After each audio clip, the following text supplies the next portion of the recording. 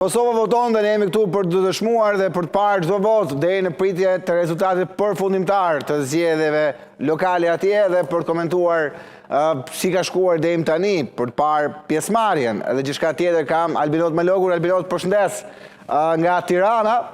Më trego pak si e sheh shifrën e 16.53% jemi në këto momente deri në orën 1. Krahasuar me zgjedhjet më parshme, për ty si është si shifër? Janë zyrtarët, bazuar nga numri I cili vazhdimsi I parenovuar I votuesve në Republikën e Kosovës, dhe kur them I parenovuar aludoj tek mos pastrimi listave dhe rregullimi I tyre sipas asaj që është faktike, po flasim për numrin e banorëve që është në Republikën e Kosovës dhe votuesve real.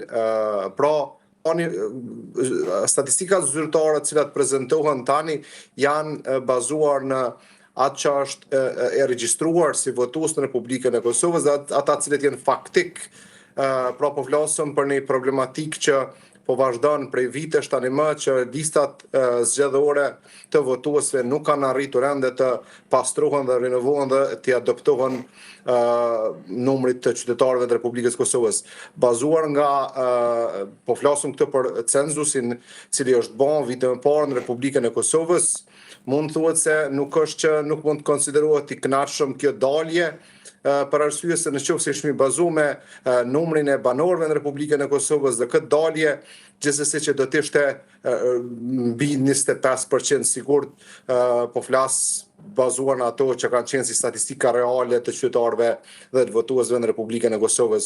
Pra, përgjithsisht deri në këtë orë është e pranueshme si dalje, në praktik ka qenë gjithmonë që sidomos pas dite të ketë një dalje, kur të po them pas dite, aludoj sidomos kur I afrohemi në 3 orëshin e fundit të mbylljes së procesit zgjedhore, të kemi një dalje më masovike dhe të ketë një përmbyllje shumë të mirë të një procesi që deri më tani po shkon jashtëzakonisht mirë.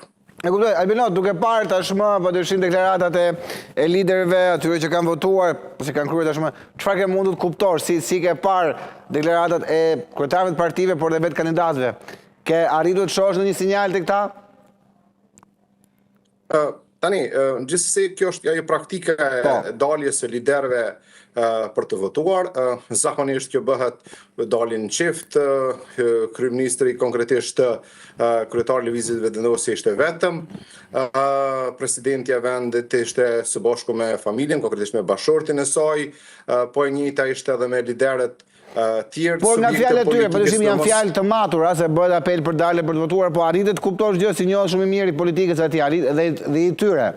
Në qoftë nga nga mënyra e qëndrimit, nga si dhe pra dikush mund të jetë më entuziazmuar, dikush pak më pak, apo jo? Të duk gjë? Përgjithsisht ka qenë e qetë dhe ka pas një, si me thonë edhe një përqasje e tyre ka qenë shumë e pranueshme, po flas këta që janë në proces të votimit, pra kandidatët për kryetar komunash në Republikën e Kosovës, secili tregon një maturi dhe rregullisht ka një ftesë për daljen zgjedhje dhe një vazhdim të kësaj maturie politike, të këtij kulturimi politik sa I përket procesit votimit që është në Republikën e Kosovës.